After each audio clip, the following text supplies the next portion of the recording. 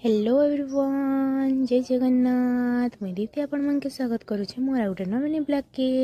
सकालू सकालू एटा मैं पले आसी आमर ऊपर के देखिए मोर फूल गज मांगी फूल मैंने तो अच्छे फुटी सरी गला न से लगी अच्छे काटमी बोलिकिना भावसी जे फिर गोटे गोटे फूल अच्छे बोलिक काटी नहीं पार्बार न केते सुंदर सुंदर फूल फुटी देख तो गज मांगी एतकी काटिक मन लगसी क्या हो।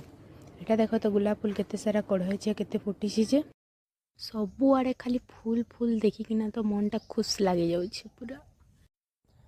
आज कोबी ना काटू बोलसन तो बोले से बुली बोले आसे सोचबारी कि कोबी गज मैंने काଣା काଣା करूछन देखिए आसी बोली मजाक करेछे। गछे देख आसनी केनता आम बोल आसला न जे फिर आमर गाँ के जी आसचे खाली कोबी बैर ही कोबी बैर अलग किसी आने मिले न आमर आड़े बुआ। भिडियोटा जदि आपण मन के भल लगुच लाइक टे शेयर टे सब्सक्राइब टे करबार के ना भूलब। आज का तो कहीं पाक टे करी खाली बादल पाक करी। फिर देखा गोटे नुआ भिडियो रे, एते बेल जाए रही टाटा।